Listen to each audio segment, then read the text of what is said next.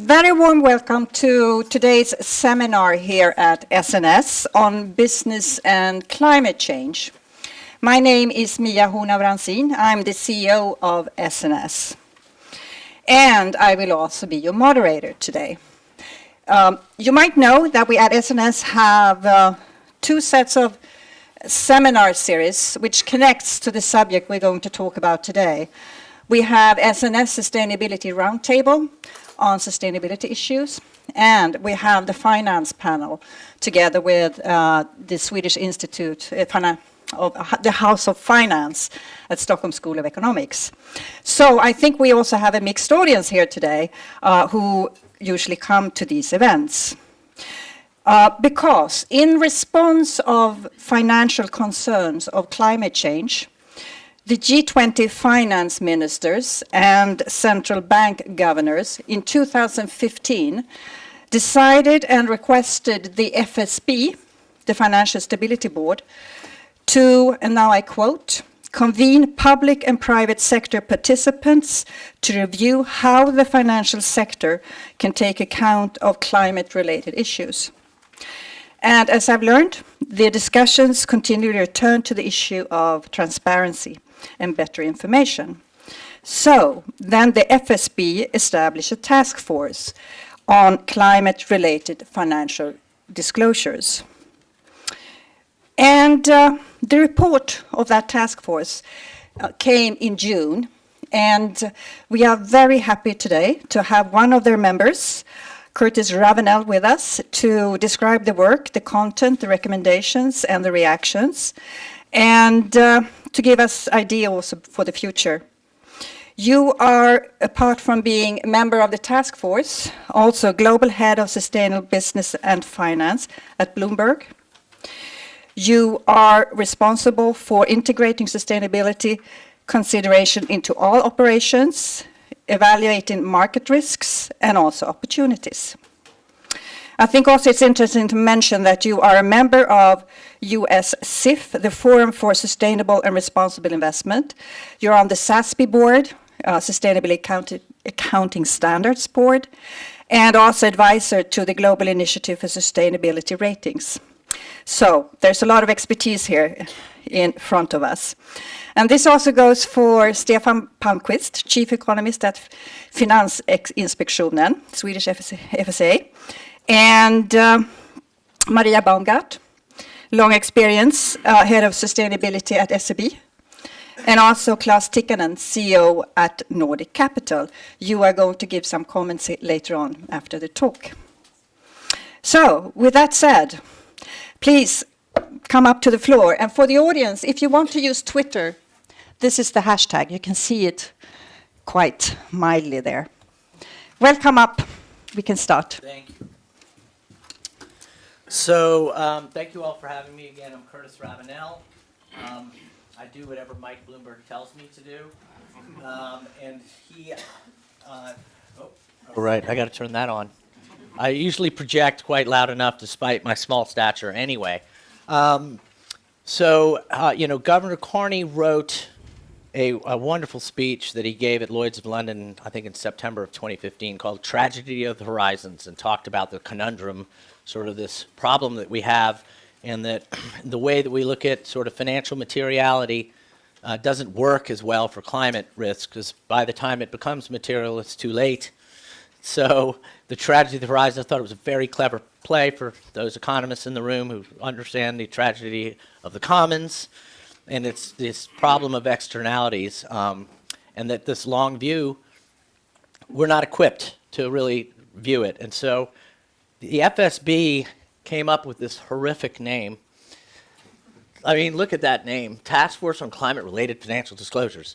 Now, it's a mouthful, but it's very intended, perfectly bureaucratic, of course. But the idea is to say that we are trying to look at this through a financial lens, not as much about how companies impact the environment and climate, but rather how climate may impact company and financial performance. Connecting those dots. You've got a lot of disclosure regimes that talk about climate impact, et cetera, and they're more operationally focused. This was really trying to connect the dots between financial performance and climate performance. And I say that this was an effort, a first step, frankly. There's still plenty of work to be done. But let me go through some of this. As Mia mentioned, really two primary things this task force was charged with doing, and that is to promote more informed investment, credit, insurance, and underwriting decisions, and enable various stakeholders to understand better the concentrations of carbon-related assets in the financial sector. Right. Now, for those of you who work in government, every single word means something, so we kept having to go back to this document and do the homework, as it were, stick to the remit. What made that challenging is the right part of the slide, in that you had members of this task force from every different industry, from very resource-intensive metals, mining, chemicals, oil and gas, diversified financial institutions, asset managers, asset owners, all from around the world with different preconceived notions on how this thing should work. And so I'm quite proud of the fact that we were able to produce anything at all, that it was a consensus document. And it goes to show that I wish the U.S. government would figure this out. A little bit of compromise goes a long way. We had the European wing of the group thought we had not gone quite far enough, and the North American wing thought we'd gone way too far. So I like to think of it as Goldilocks, sort of just right. There is some prescription, and there is some more principles-based ideas, because it's an acknowledgement that there's still a bit of work to be done, as we acknowledge in the report, and as you pointed out as well. So ideally, one of the operating theories is that that the climate is a material risk for many industries and organizations. Not everyone. Depends on your business model, depends on your location, depends on all sorts of different things.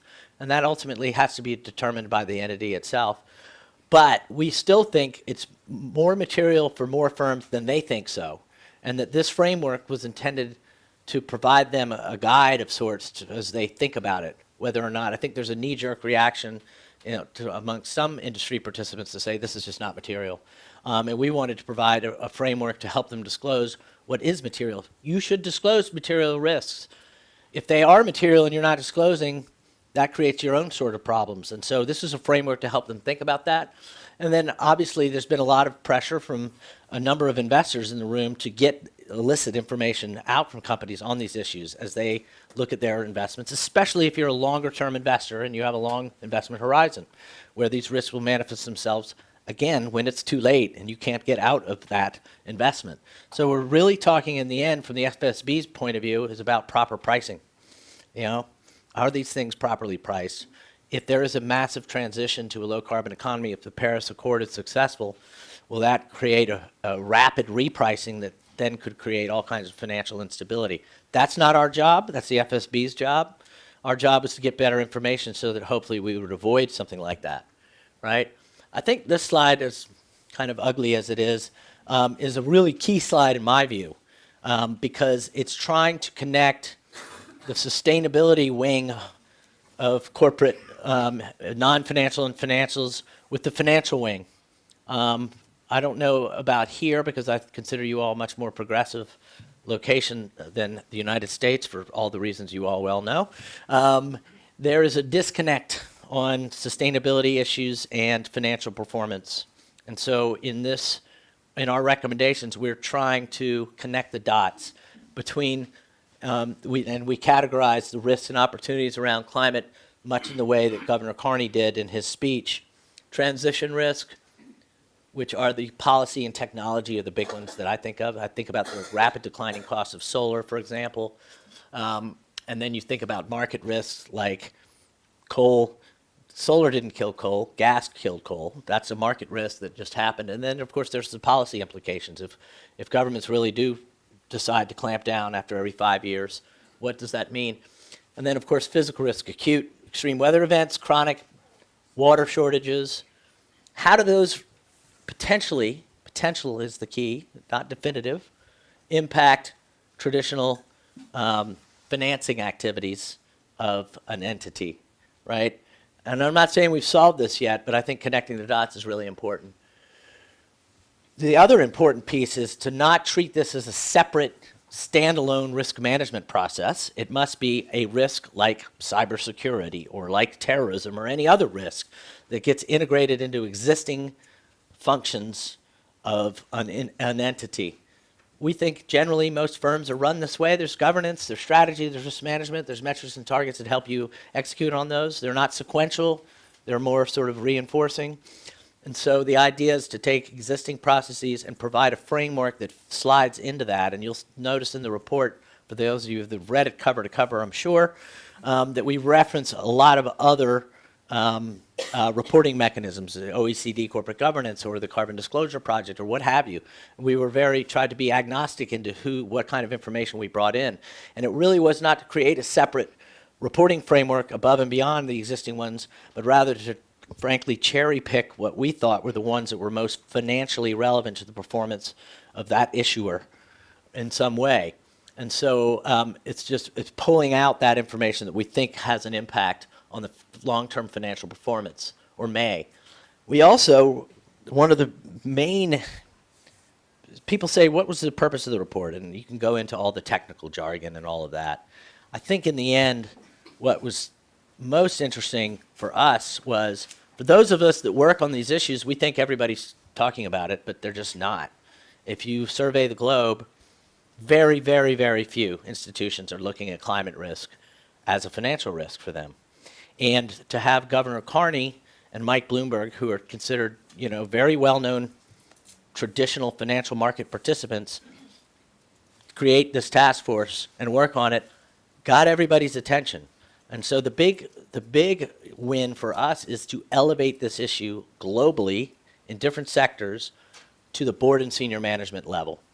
And to have the board and senior management level talking about it has this, and obviously for the finance community, when your regulators are involved, that's an automatic area of interest. But that, to me alone, and I think we've been successful in that, is the first level of success. Elevate this issue globally from a niche. So we also thought, because everybody's really busy, it'd be really nice to get it all on one page. So the senior management, you can't hand the CEO an 80-page document and expect them to read it. So this is the Cliff Note version. There's a lot behind here, but this is really it. And I'd say that most of this stuff you've all seen before. I'd say really, I get to use the little red button. It's here and here is really, which is more forward-looking. If we look at traditional financial analysis, it's generally a point in time, looks backwards. We're trying to address this tragedy of the horizons and look forward. And so the idea of using scenario analysis for climate, people use scenario analysis, especially the banks in the room use it all the time. Lots of companies use it for different reasons. There's no reason why climate couldn't be integrated into that. And the idea is to say, how do we create a baseline, one scenario that everyone looks at? They can pivot off of that either which way and do, because good scenario analysis means usually at least three, a high, a medium, a low, base case. And so this was highly thought after. A lot of people want us to go to 1.5 degree because that's the aspiration of Paris, but there is no 1.5 degree common scenario yet, although IEA is coming out with one soon. And others said we should look at the NDCs because that's what people committed to. We decided, because we're industry-led and because it's not a regulatory initiative, that we should be aspirational and go to the 2 degree. And then the targets and metrics used to track that. And some of these are operational, and so we have to make sure that we're careful and don't asking people to disclose operational metrics that don't really relate to financial performance. I think there's a tendency in the sustainability world to assume that these operational metrics are also financial metrics, and I think there's a tendency in the financial world to think that all of these metrics are operational and not financial, and it's probably something in between. And we need to find out where that intersection is. The rest of this is what I would call sort of standard stuff.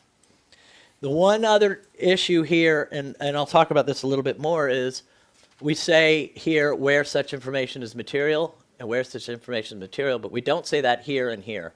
And this was a problem for the North American folks it's a comply or explain.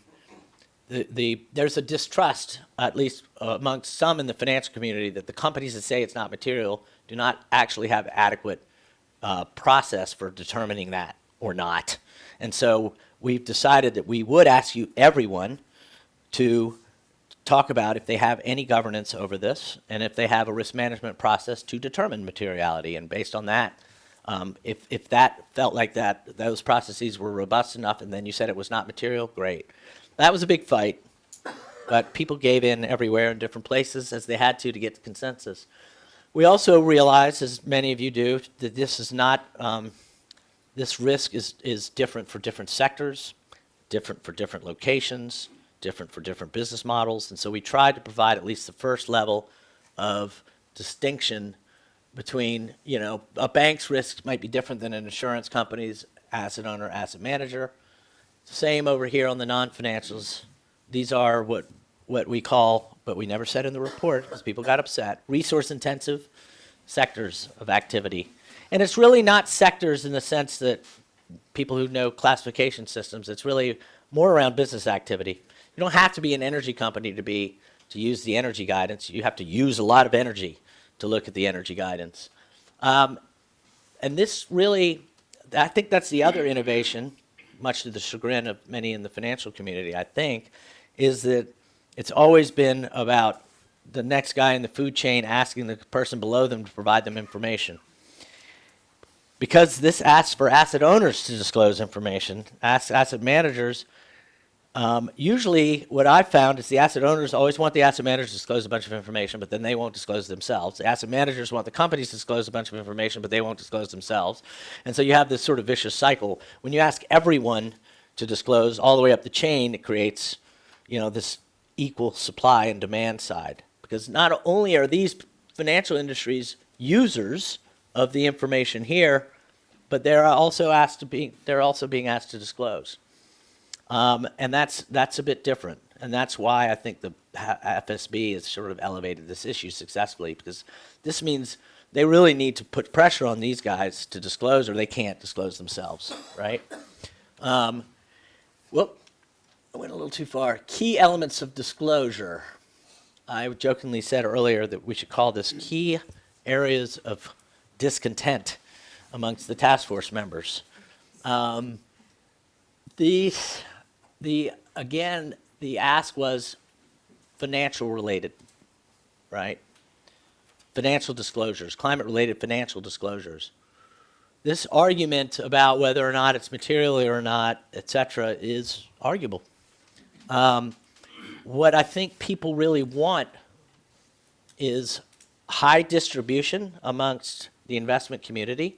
Financial filings is what analysts around the world used to analyze a company. If there's a bunch of stuff on climate in there all of a sudden, it might pique the interest of financial analysts to get interested, get involved, ask good questions, ask companies to think more about it. It also is generally subject to more rigor. The quality of that disclosure, it has oversight by board and senior management. It's a forcing mechanism to get board and senior management to pay for it. If it goes into a sustainability report, I can tell you right now that, and don't tell Mike I said this, but Mike doesn't read our sustainability report. We just publish it. I mean, he probably does after the fact, thumbs through it, but he doesn't have to sign off on it. So, having it in a financial filing automatically elevates it. I do think in the future, when location of disclosure won't matter as the world moves towards natural language processing and big data, that location of disclosure is irrelevant. And I personally worry about the focus on financial filings may thwart people from disclosing more. So we came up with what I would call very soft and highly compromised language around this, saying all the things that we just said there. So I think what will happen is companies will disclose this outside of financial filings to start as they get comfortable with it. And if they learn along the way and determine, oh gosh, gee, it is material, then it'll migrate into financial filings. I personally am okay with that. That is not a task force belief. Others think it really should be. And this is why we also said the other issue is, in some cases, it really won't be material due to the size of these firms. But for firms in those non-financial sectors with over $1 billion in revenue, we think it may be material over time. And therefore, we encourage them to disclose anyway outside of the filings because investors want to know. Even if it's not material, they want to know. I think there's a misconception amongst the mainstream world that the financial community is this big homogenous block that all want the same thing, when in fact we all know that everybody wants. The running joke was always, investors, they never saw a piece of information they didn't want. And issuers never saw a piece of information they would willingly disclose. So it was always a big battle on that. And I think we have a ways to go to really kind of, you ask investors what they want on climate and they don't know, really, is the honest truth.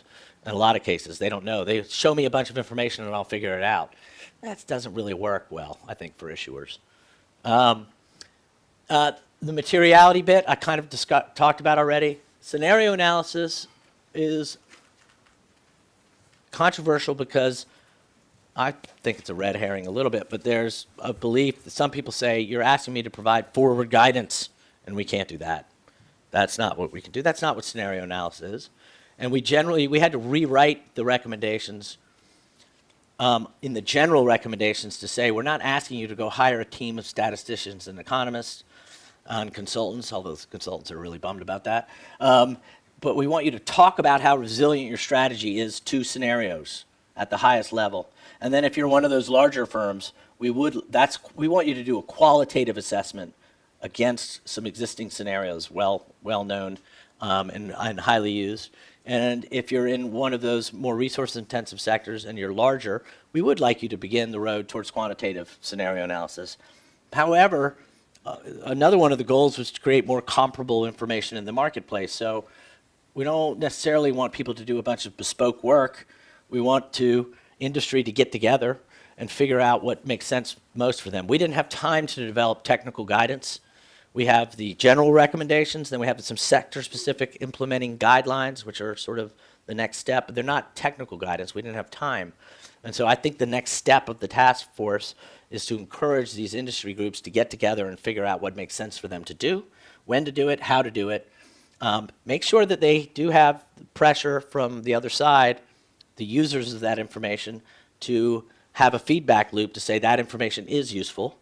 Because companies always say investors are asking for the wrong information. Investors think they know. I think you have to have this iterative process back and forth to figure it out. The threshold for us, the reason, again, the 2 degree is that's the most commonly used scenario. We tried, frankly, to get a baseline. Everyone used the IEA 450 degree scenario, but the big oil and gas companies and other resource companies said we have our own, highly proprietary demand forecasts that we think are better for us. And we said, if you do, that's great, but just share with us some underlying assumptions.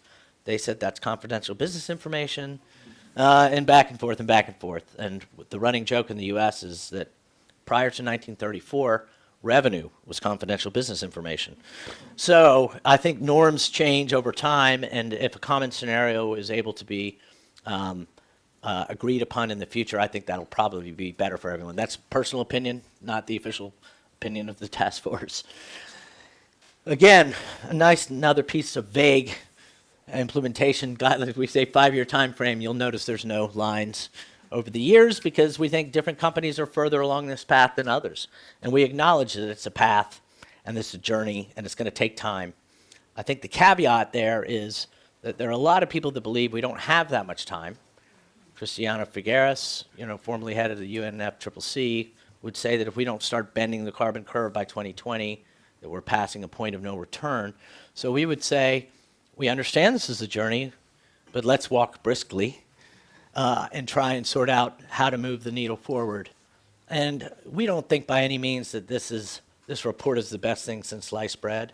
It simply is another catalyst in a long list of catalysts and activity that's happening around this to equate this, to really depoliticize this, especially on the U.S. side. One of the things we did when Governor Carney presented this to the G20 was we had 100 CEOs from different industries from around the world sign on a statement of support. Why? Because we wanted to really emphasize the fact that this was a industry solution. It was by the market, for the market. It was about financial risk. It was not about an activist agenda around climate. That this is a business issue first, really. I mean, why do you think I'm wearing a suit like all of this, right? I mean, it really is. And I'll assure you the people on the task force were very business focused. And so shifting the conversation that direction, I think, is much more meaningful. You also can cast a much wider net. We have a joke at Bloomberg. My chairman, Peter Grauer, used to say, you know, we do all this because it's the right thing to do and it makes good business sense. And I implored him to stop saying that and say, it makes good business sense and it's the right thing to do. Because that's why we changed the name of our group from the Sustainability Group to the Sustainable Business and Finance Group, because we're trying to emphasize the fact that this is a business issue. And so in the end, you know, I was joking earlier with some of you who've seen this presentation before that this is a little bit congratulatory, self-congratulatory slide. And we're helping you by providing you guidance and asking you to disclose more. But I think that's somewhat true. You know, you've got a lot of pressure from investors. You've got people trying to figure out how to go about doing this. This is a framework that we think does help issuers who do want to disclose, and does help investors who do want to try and understand this, better understand it. And so we hope that it's not additive, but rather more clarifying on a bunch of existing work that people already do. And so our timeline, we are, and actually I'll throw this open, and maybe we can have a discussion on the panel about it later. We are done. We submitted the report. The FSB extended our remit, unfortunately for me, for another year, in which we're to monitor, evaluate, and promote adoption, which is partly why I'm here. But at the end of September 2018, Governor Carney steps down as Bank of England head and as FSB head, and so we don't know what happens. So part of what we want to do between now and then is make sure that we institutionalize the effort with various industry working groups in various regions, partly why I'm here, and I'm excited to see a packed room, because this means you're all going to adopt and implement, right? And to try to find a way to make sure this doesn't become one of those reports that sits on a desk and collects dust and nothing happens to it. You know, for us, we're doing a few things. I don't think I have it in the slide deck to ensure that. One is having events like this, which are much more sort of awareness raising. Others are working with industry. Some industry groups have formed already around oil and gas and asset management, talking to insurance and utilities about how to move this forward. And then most importantly, for those of you that do all kinds of reporting, the IIRC, the alphabet soup, the Global Reporting Initiative, the Carbon Disclosure Project, the Carbon Disclosure Standards Board, the Sustainability Accounting Standards, all of those guys are integrating these recommendations. The Principles of Responsible Investing, they're all integrating this into their reporting frameworks. So if you're doing any of those, this information will be pulled out of you eventually. And whether or not it goes in financial filings, I think will be up to you and your various risk management offices, strategy offices, CFO's office. I think that's the last point I'll make, and then I'll stop, is that, and we talked about this earlier too, is it is a great connector. I think it's been a long problem that these functions have sat outside of strategy and risk teams in corporates and financials. And in a way, this brings them together. And we found that the whole organization, getting those CEOs to sign, certainly elevated the issues, because they were not going to sign that support document easily. They needed to consult with all of those different groups to get their input. And the sustainability people had the most operational experience, but the CFO's office wanted to understand the implications for them financially. So at least it started an internal conversation amongst these organizations, which I think has been really helpful. So I will stop there. And that's my presentation for now, and I think we're going to move on to a panel discussion, right? Thank you. Thank you very much, Curtis. Please, we have before... Sorry, before getting up for the panel, I want to ask Stefan Palmqvist to come up and also say, which I didn't do in the beginning, that this is co-organized by Finansinspektionen and SNS, and it's on your initiative. And we're very grateful for that. So please, Stefan.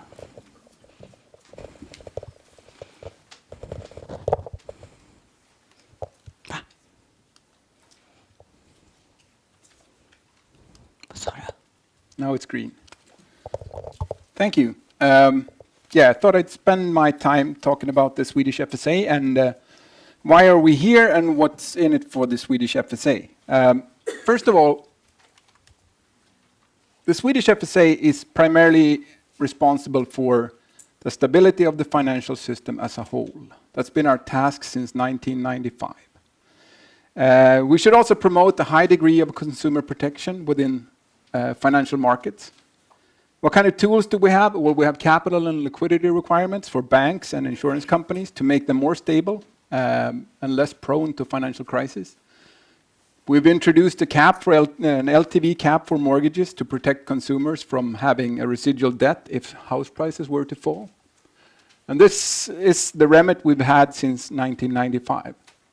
And then in 2014, we got an amendment. We were also supposed to take measures to counteract financial imbalances in order to stabilize the credit market. Our work on the amortization requirement is an example of this, tools that we use to fulfill this task. You shouldn't see them as separate tasks, but they're really connected. So for instance, when we introduce an LTV cap to protect consumers, it makes households borrow less. And that makes the financial system slightly more stable. It also dampens the macroeconomic risks with household indebtedness. So they're really interconnected. And then in 2015, we got a new remit. We were supposed to foster sustainability issues relevant for the financial markets. Now that's a new task for us. And the first question we asked was, what does this mean for us? And what should we do? So we started by surveys, looking at the industry. What does the industry do? And we've thus far published 4 reports. The first one looks at how banks take climate-related issues into account when approving credit. Yes, they do follow the existing laws, and yes, they do account for it, but they do it in different ways, and there's no consensus on how this should be done. In the second report, we'll look at how do climate changes, or how may climate changes affect financial stability in Sweden.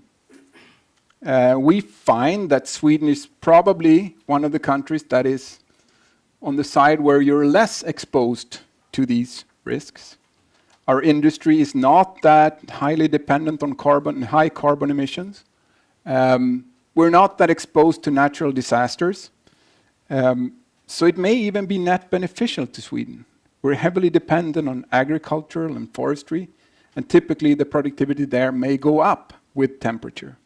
But beware of the second round effects. Our financial system is highly dependent on market funding from abroad. So whatever happens abroad may affect the Swedish financial system.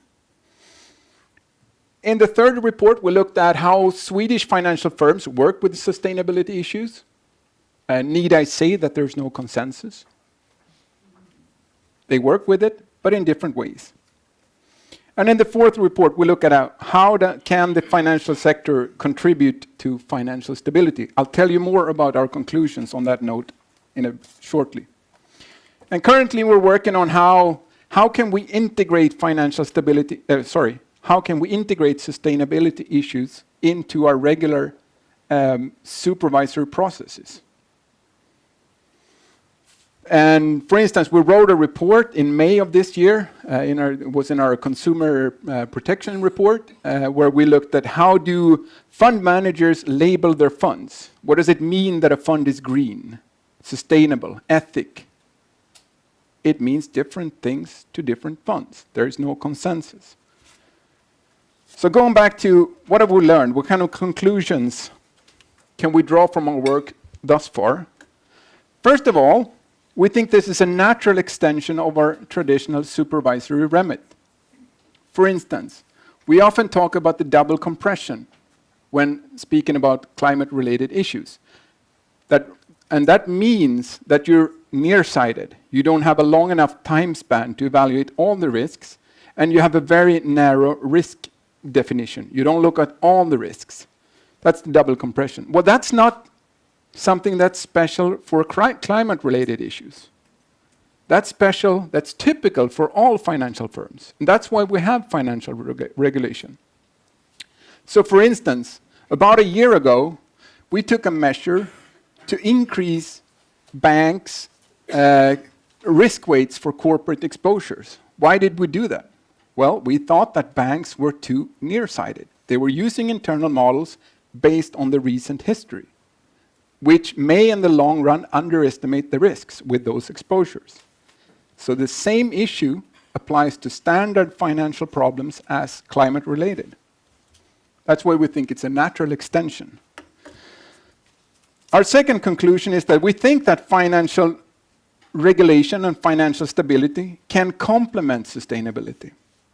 For instance, if a bank lends to certain sectors or projects that have high risks in terms of being exposed to climate-related changes, we should take measures. We should make sure that the bank's internal models account for all the risks, including climate risks. We also think that the financial sector can contribute to these, to the adaptation of moving towards a more sustainable economy. And therefore, we think that the Swedish FSA should really integrate these climate risks into our supervisory processes. And finally, a word of warning. We think that financial regulation should never, could and should not substitute for an effective climate policy. That's a dangerous path to walk. It's sometimes argued that you should give, for instance, target green lending. Give them lower capital requirements if it's green lending.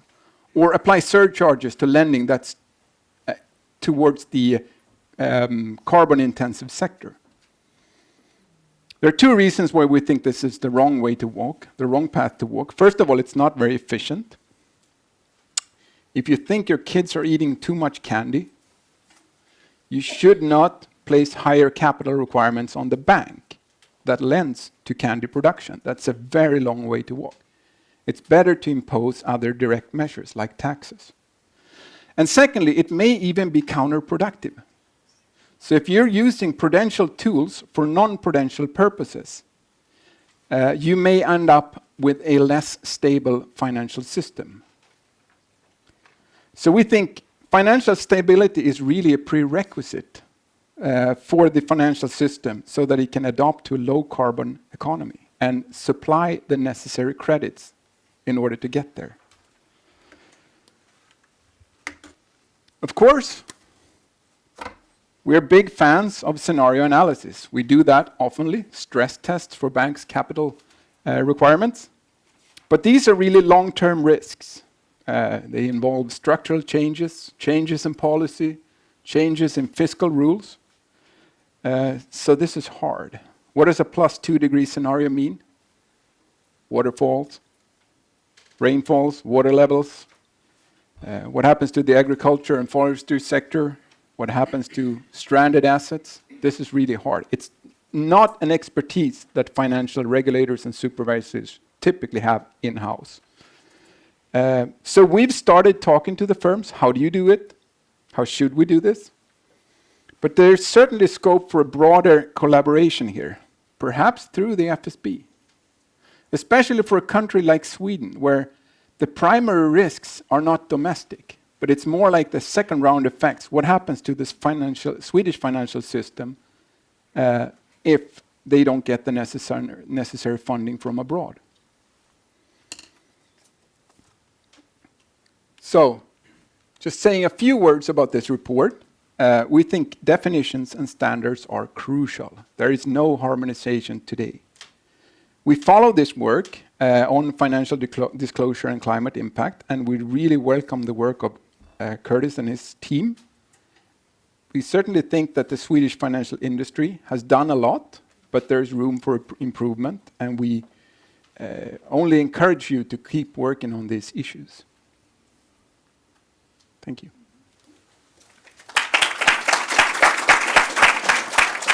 Thank you. And with those very interesting talks, can I please ask Marie to step up, and also Klas, and all four of you. So we will start our panel discussion. But before actually opening up the panel discussion, are there any questions on the two talks that we have had that you would like to put before? Adding some gender diversity. Then I turn my question to Marie, who has been working with sustainability issues for a long time and from many different angles and places. What do you think about the report? How does it relate to where you are today at SEB? Be nice. Yeah, yeah. No, I will. We discussed this earlier today.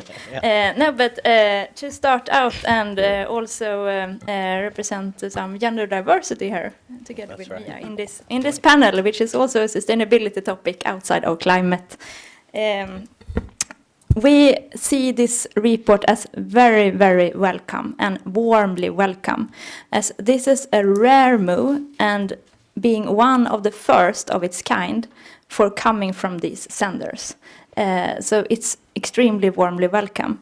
Mainly the G20 and FSB, they are going from if to how, which is great news. And also with the report, what it actually does is that it opens the door and proactively invites climate change into financial filings on the same terms as financial data, where it's material. So we see this as very positive. Is this, should I have... Please describe a bit of how you work with this issue and Okay, how this will affect. You yeah. get a few extra minutes because you haven't had an introduction talk. Please, No. Marie. No, so I have three things, and the first is that it's extremely positive. So that is, this adds a big puzzle, a piece of puzzle into the whole puzzle. So it's a big step forward, but there is still a gap between the sustainability side and the financial side. And here is the financial actors and players moving from their perspective. And the sustainability sides need to meet up and also learn more about financial filings so we can have this cross-border collaboration on how. So this is something I hope that we will see going forward. But there are also two more things which are more questions, and some of them you already answered, but still some reflections perhaps. The scope of the report is limited, as you said and as you mentioned, to be an organization's, the impact from climate change on an organization, and not the other way around. And I can definitely see and agree with the rationale, and in particular in the US, for taking this stance. But it also doesn't provide the full picture. And for example, in the same way as this high-level expert group does, which takes a full scope on sustainability. If we, for example, if climate change has an impact on organizations such as the financial sector, banks, institutions, asset managers, asset owners, they are not responsible for their investments or the entities, but they are responsible for their choices and the impact of the choices they are making. And that is outside of the scope of this report. So I would say going forward, it would be really nice, but I fully agree that this is a huge compromise and it's a huge job just to get here. But that was one comment. So maybe I'll stop there. Okay, and thank save you. the last Yeah. point for later. So then, Klas, CFO at Nordic Capital, what is your reaction, having studied the report? How will it influence your work? What's missing? What's you really there? studied it. You even pointed out a page. Yeah. On page 32, you said, oh, my goodness. Well, that's my personality Yeah. disorder. Yeah, Shock we talked and awe. about that as well. Yeah. Look, I think it is a very good starting point. I heard and read some criticism of the report before coming here, that it was perhaps not as detailed as some people had hoped. And you heard this morning, Curtis, a lot of people seem to think that too many questions were unanswered. Yeah, I could buy into that, but I personally think it's a good starting point. We at Nordic Capital, I think, does everybody know what we do? Please say short. Maybe I should With- mention a yeah, few please words do. why it's like so we are a private equity or a buyout fund. We look at about 400 companies per year, and we buy 4 out of those 400.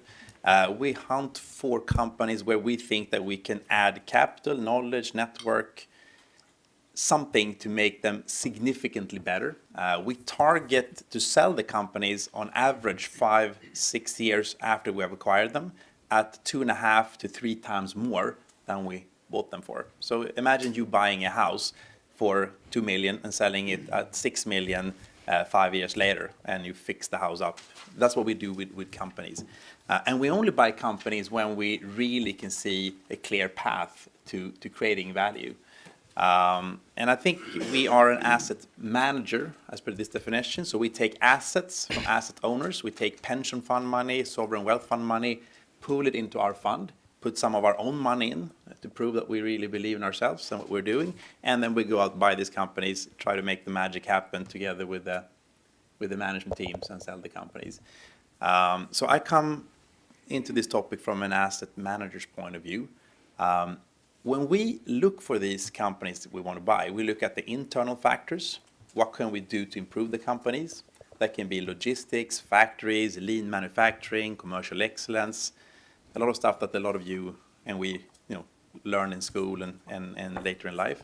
But we also look a lot on the external factors, the risk factors, the opportunities, the trends, urbanization, big trend, globalization. It used to be, as one of our advisors, former Prime Minister, sorry? No. No, Göran Persson. Very big difference in all sorts of ways. But he usually said, it used to be, when he grew up, enough to be best in Katrineholm. These days you have to be best in the world in what you do. So globalization. And all of these trends we look at, household leverage, big data, climate change is a trend that is coming. And we have fairly good and granular perspectives, I would argue, on many of these trends. If you would sit down with any of our investment teams and talk about urbanization and what that means for companies or online retail, you'd actually probably be impressed by their perspectives.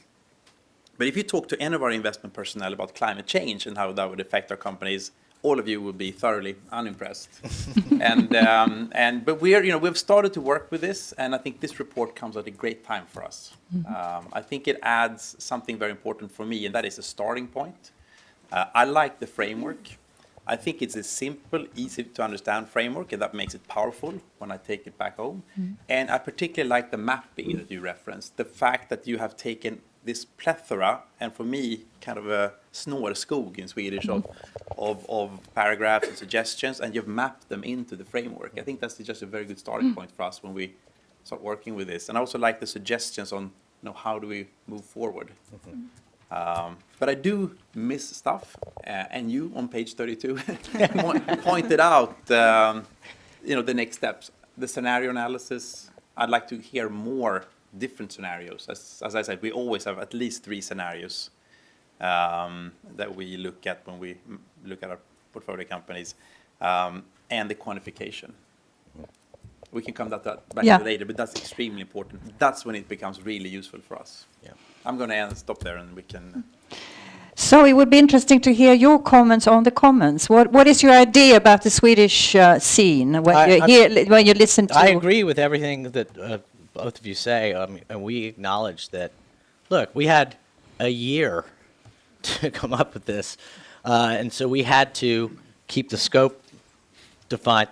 Look, it's an FSB remit, so anything outside of financial impact, just by they don't have a remit beyond that, as you well know. And I agree with you. There were a lot of people saying, wait, we want more prescription. But the reality is the methodologies, the practices, the how-tos, they don't exist in some cases around these scenarios, right? And we needed to start somewhere. And it's one of those things, we had a lot of discussion that we could have gone more prescriptive and more quantitative right away. But then we would have realized that we may have gotten 10 really sophisticated companies to disclose on climate risk because only they had the skills to pull it off, as opposed to doing something that was slightly lighter touch that lifted everybody up, because we do think it's existential, and that climate risk could apply really broadly across different regions. And it's not just risk, it's important. I hope you all noticed in the report we said risk and opportunity. We got tired of writing that, climate-related risk and opportunity, climate-related risk and opportunities, because there are opportunities as much. He's right, you're going to have longer growing seasons. That's going to be a good thing. But then you're going to have the flip side, and learn really educating people to think in that way. I really like the way you put it on the economic side. These are things, housing trends, urbanization, globalization. These are things, mobility, social mobility, trends in online retailing, technology adoption. These are things that private equity firms and other financial institutions look at all the time because took many decades to develop the information set, the practices. We're just starting on this on climate. We don't have as much time, but that was important. And so what I hope is that on the FSB side, that the points that you bring up are true. That's for somebody else to do. I got to go back to my day job. But I think that this helps that connection and hopefully will start a whole slew of other related activity that needs to happen. It just needs to happen sooner than later. And so we are sticking around to try to make sure that those directional activities start now and don't just go to the wayside. I think that's one of the challenges. Stefan, did you have some comment on the comments? Okay. So please feel free to raise your hand. We have microphones going around. And state your name and where you come from. Hi, Magnus Emford from WWF. Thanks for this interesting seminar and a great presentation, Curtis. We really appreciate from WWF the work that you've done. We welcome it, especially the forward-looking approaches that you have taken. And you point out those as key sort of recommendations among the all recommendations. It would be great to hear from you and from the panel, the beyond part, the implementation part. More in particular, what you see happening, what you are driving from the sort of secretariat, what others are driving, since there are a lot of things pointed out, we need these scenarios and everything, but who's going to do it? Who's doing it? Well, and a question related to this sort of how to do it. This is an industry-led initiative on voluntary recommendations, but there's already voices for making them mandatory. Yeah. So we're great to hear all your views on voluntary versus mandatory, why and why not? Well, they relate. I'll quickly answer that and say that, first of all, I know you all are doing some work with some, I know you're doing work with the automobile industry to come up with some potential scenarios for them, which is great. The good news is we have certainly created a lot of activity, which I don't even know half of it. But there's a lot of work being done to sort of come up with these very specific, industry-specific, maybe regionally specific graphs, and I'm glad you all are doing that work. And I suspect you're doing something similar around agriculture, I would have to guess. Is that right? Are you being shy? But this is a personal opinion and not a TCFD thing. I mean, as an FSB industry-led task force, given that it was not easy to get the FSB to even agree to create this task force for fear of front-running a policy initiative. I worry a tiny bit, although I realize that the road might be too long without a policy intervention. But at the same time, if you codify something that is not well defined, you run the risk of creating something that actually puts information into the system that is not useful. And good information is the lifeblood of all good decision making. Bad information can compound a problem, and so I worry a tiny bit about. I guess it would depend on how that regulation was written in a way where it was somewhat experimental. So that's a great little fear that I have about going too early on that front. Do you all want to comment on that? Either of you? Well, I can agree, and then maybe you can disagree. So, no, but I definitely think that they are still, this is a big step forward, and so it's huge. I don't really think that all of us at this moment actually understands how much implications, positive and covering the risks that this actually would have. Just integrating, if we take GRI, for example, which has been around since 1999, even though it was G0, and then G3, G4, and now standards. Just taking a few GRI KPIs and integrate them into financial filings mainly takes 3 years 2 or 3 years. And this is a completely different ballgame. So, but it's very welcome. But I would say a few more rounds of maturity. I mean, if we now we're starting, I liked somewhere in the report I read that we will now have more brains to think about this and how to develop it further. And if we can get there, and like a snake to change skin a couple of times and grow, so it's more robust. Maybe more like a butterfly. Okay. Maybe like a butterfly. I like all animals, so regardless of snake or butterfly, all are included. I also want to answer the other part of the question, which is what are we doing? We are having a scenario analysis event on October 31st and November 1st in London, co-sponsored with BOE. The first day is high-level companies who have done scenario analysis around these issues and how they do it in those kind of key sectors I talked about. And day 2 is like real technical workshop to try to move the needle forward. So we'll make sure we have the list of attendees. We'll make sure, I know it's not here, but if those of you who can and are willing to come to London to help us get started on this journey, we'd welcome you to do so. So the Secretariat is specifically doing some scenario analysis, launch things. We are a small secretariat. There's 5 or 6 of us, so we can't really track everything or promote everything. But we're also in the areas where there's the most contention, which frankly is really around asset management, because some of the reporting requirements around carbon footprinting are less than welcomed. We are trying to sort of kick some of these off the ground in difficult places, like my country, and others are doing it on their own.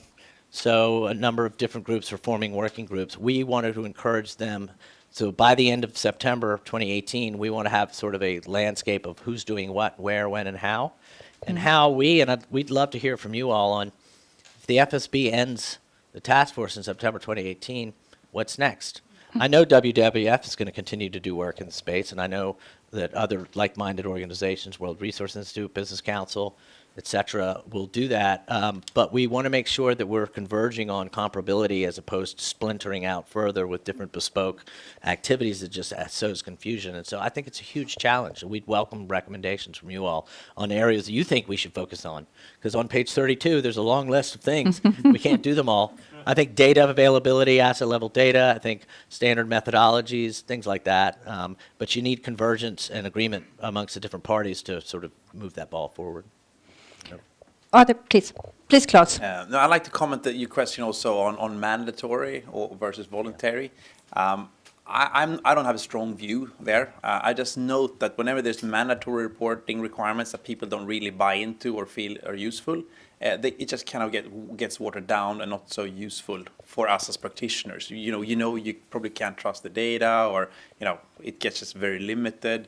So I'm not really sure how you could make this mandatory and useful at the same time. I personally think it would be better to get people more on board with that it's actually useful. And in that regard, perhaps, there could be a European initiative. I noted your tension, the tension you mentioned between US and Europe, and I've seen that in many other forums as well. Every forum. Yeah. So why not have a European initiative then, an EU-wide initiative on how we could take this forward? But I think a voluntary basis is best. I also think that, at least in my end of the industry, there's clearly climate-associated costs, and we have seen that now with 3 hurricanes in a short while. A lot of European companies have had floodings, factories are standing still, they have to freight in stuff from Europe instead for the North American markets. There's a cost there. People will disclose those costs as extraordinary climate-related costs. Suddenly, boom, wow, that's a lot of money.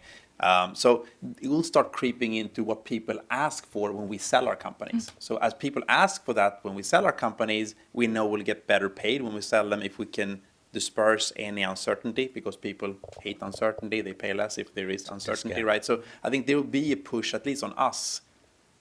So we're attacking this from an ESG perspective, from a social responsibility perspective, but also from a business perspective. We know we're going to get better paid for our companies if we can prove what the climate-related risks and opportunities are, quantifying it. So we have a question over there. Thank you very much for the presentation. My name is Peter Hojam. I'm at the Climate Division at the Ministry of Environment and Energy. And I have a question about the internal work of getting this report forward. And so I thought in your presentation there was an emphasis on the threats coming from policy responses in order to limit global warming. So, for example, regulatory change leading to stranded assets, say. And I was wondering, kind of, if you could answer in an honest, non-politically correct way. I mean, the people involved in this work, what were their biggest pre-concern? Was it the effects of climate change or the effects of policies in order to limit climate change? And if more on the form, or if more on the latter, is that because you find that that's a more likely scenario that will actually have a successful response to climate change, which would be a good thing from our point of view, or because you actually find the policymakers around climate change to be more a bigger threat, which I think would not be a good thing from our point of view? Well, it's funny because we had a lot of discussion about this, and the way I think we resolved it, and some was to do scenario analysis. And scenario analysis does not ask you to predict the future. It just said, here's the range of possibilities. The range of possibilities is we all go to hell in a handbasket, and 6 degrees in New York City, and all the Florida's underwater in the U.S., and probably some of your islands here. Then the other is a policy response. The policy response, we're not opining on whether or not that will happen or not, but if the world, for the first time ever, came together and said we're going to try, that makes it a plausible scenario. Whether you can handicap that if you want, but there is a stated goal amongst every country except mine that says that they want to do it. And actually my country is still doing it because my boss, Mayor Bloomberg, has gotten together cities and states and businesses and said we're going to do it anyway. Right? And California and everybody else. And California is the 6th largest economy in the world or something, just the state alone. So that's a real risk. So both were considered. There were a lot of people who said we didn't talk about physical risks enough. And we probably should have more. So it wasn't about which one we think will happen. Scenario analysis is supposed to be blind to that and say, I'm looking at the range of possibilities, and he knows this better than anyone as an economist. So we were actually able, because that was a distracting part. People are like, it's never going to happen, or it's never going to do. Why are we writing about this? And a true scenario analysis doesn't think like that. It just thinks about plausible paths. I don't know if you want to comment on that, on how scenario analysis are used just in general. But right, am I right, more or less? Somebody who doesn't really know that much about scenario analysis, but I now know more than I want to know. So that's really how you got to this. You kind of depoliticized it and just said this is really an academic exercise, and I don't have a strong way either way. There were many people that brought up the 1 in 100 year, the insurance industry. They talk about 1 in 100 year events. We've had 3 of them this year. Yeah. So right, I mean that just changes the whole pricing on how people price insurance policy. They're worried about insurable market. Many of these markets are not going to be insurable with the frequency of storms and so forth. That is a market risk in that little bucket of risks that we had there, right, that is caused by acute and chronic weather. Some of these acute weather conditions are becoming chronic, which is part of the problem, right? So, and that will start creeping into the pricing of the factory, the pricing of the company. Absolutely. And when that happens, people will start asking the questions when they want to buy that company. Again, that's how it comes into my world. Yeah, it was Swiss Re, I think it was, announced after hurricane, I can't even remember which one, there's been so many, that their entire second quarter profits gone, poof, in an instant, in 2-day event. And that's that's a lot of money, because they are a very big firm. Over there, please. While you get it, could I ask about the having a voluntary or regulation on this issue? Do you have any opinion on there, being the regulator? Sorry. Yeah, I think it's way too early to regulate. We don't have the knowledge to regulate it. We encourage cooperation, and if it doesn't proceed fast enough, then maybe somewhere down the road. But now, regulate, no. Please. My name is Vanessa. I come from the sustainability department of H&M. And I was reflecting on, maybe this is addressing the next step question, but we as a company, we've committed to a climate positive value chain until 2040.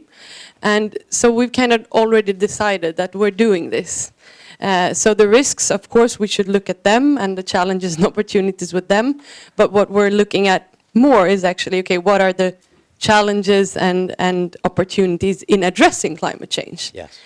And that's where we need to find this meeting point between the financial department and the sustainability department, and the decisions and investments, and get the traction in the how, and in going there.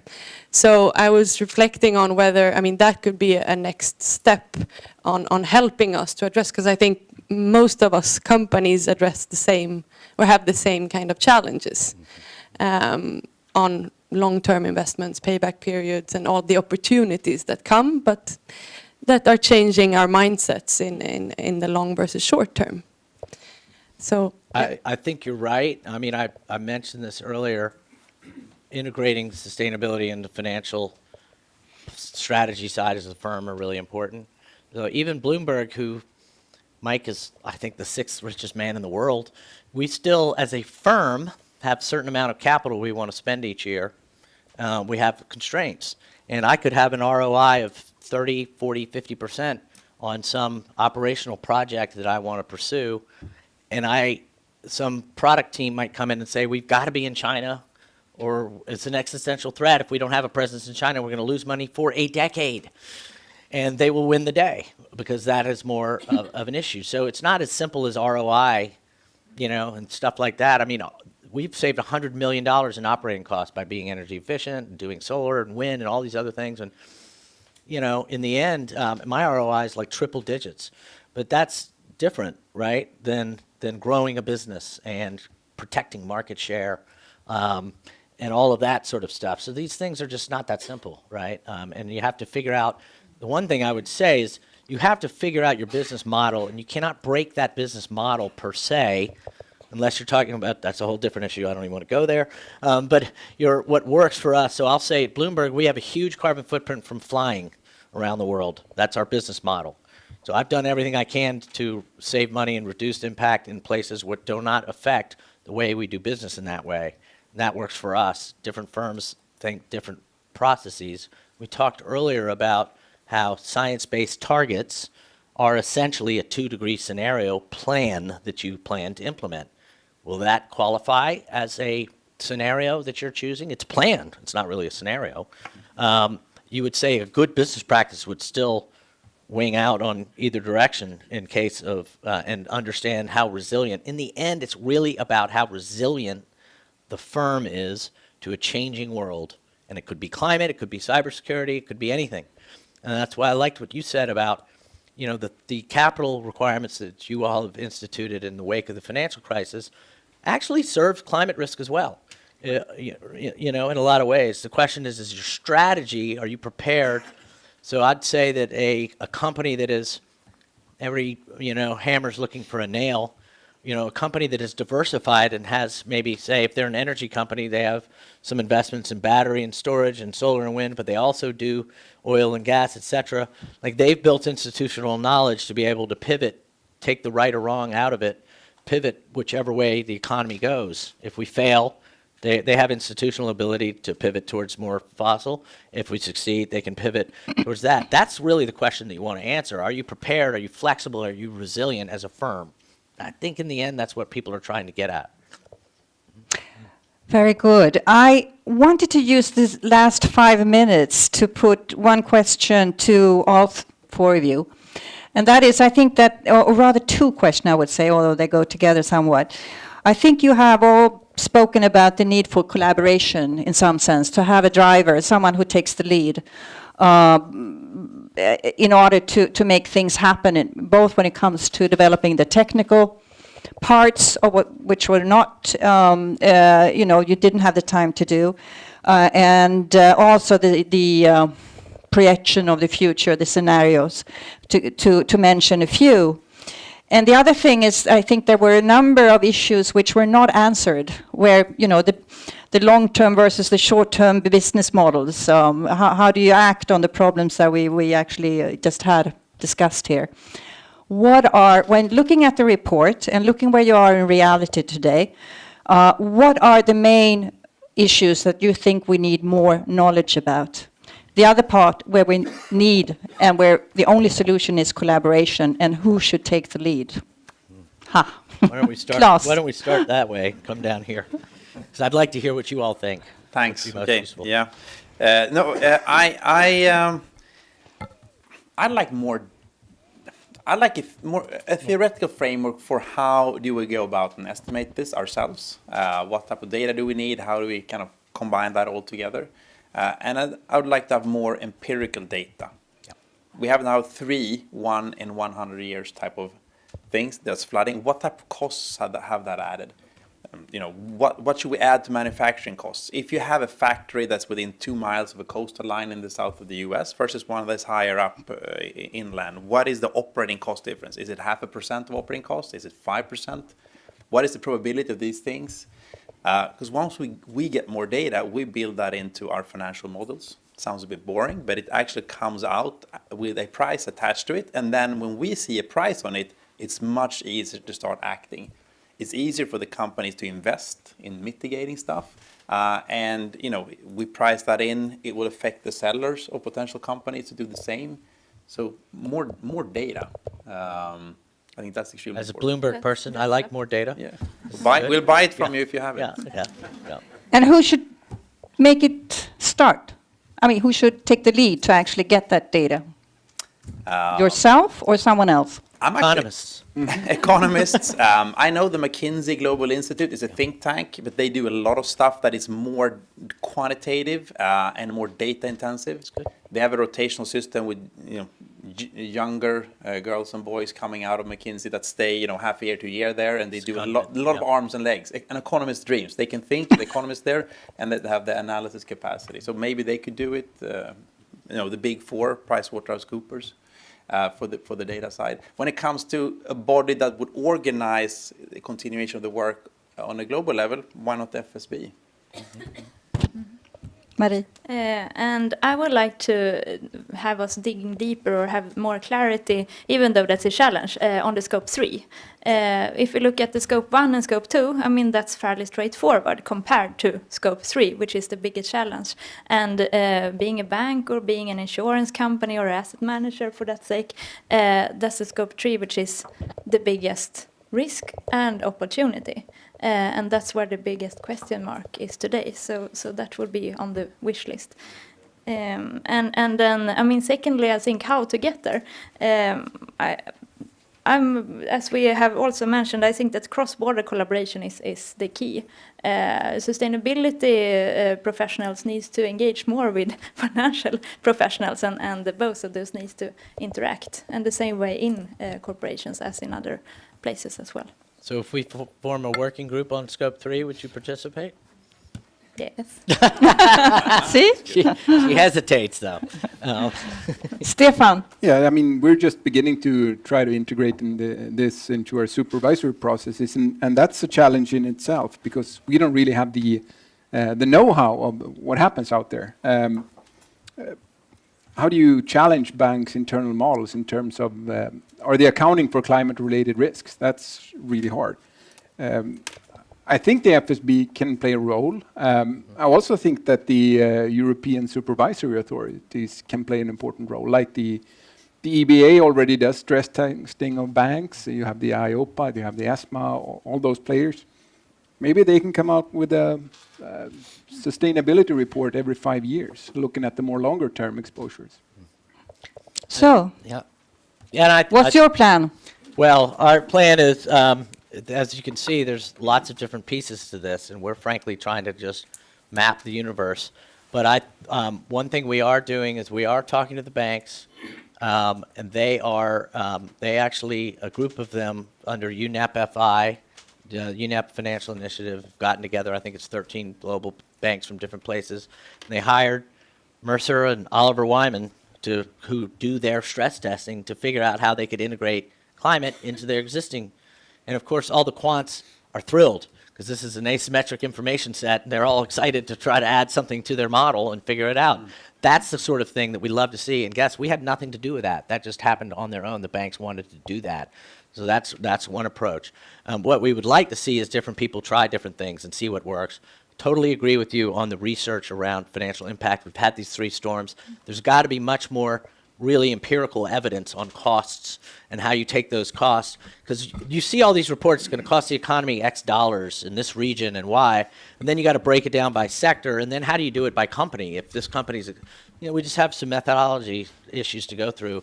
But I would like, one thing I might ask you all, and ask you if you wouldn't mind, if maybe we could do, after the event, we could send a survey on some of these ideas and get some ideas on who would like to maybe participate in what and who should maybe lead what. Because you have this sector-specific problem, but you also have a regional issue. You're all here, you're all interested, you're from different sectors. Some of these things are not sector-specific, and maybe those could be worked on together at regional level, and then some of the sector-specific could be done cross-regional, and internally cross-functional. So it's a lot to take on. But really the most important thing is to get started trying to do it. And I would encourage you all to work with your counterparts and just begin this journey, even if it's qualitative to start, and eventually, as people in the financial industry, there was an old partner at Morgan Stanley who used to say, I don't know what the answer is, but at the end of it, it's a number. And so, in the end, if we want this to be an economic and financial issue, it's got to get quantified. It just may take some time. So with those words, and I think also a big mandate for all of us to start working, as you said. I quit. I want you all to take Yeah, it now. I really want to thank you all, Curtis, Stefan, Marie, and Klas, for a really interesting discussion, and also the audience who participated and gave flavor to it all. And I think it's easy to say that we are going to come back to these issues because you said it was a starting point. Yeah. And I think that's very clear, and we will be coming back to the issue here at SNS again. So thank you very much for coming. And I don't know if I should say there's some coffee outside. I usually say that. There is. They're not nodding. So you're most welcome to stay on it for those who would like to do so, to discuss and have another coffee. Thank you. Thank you.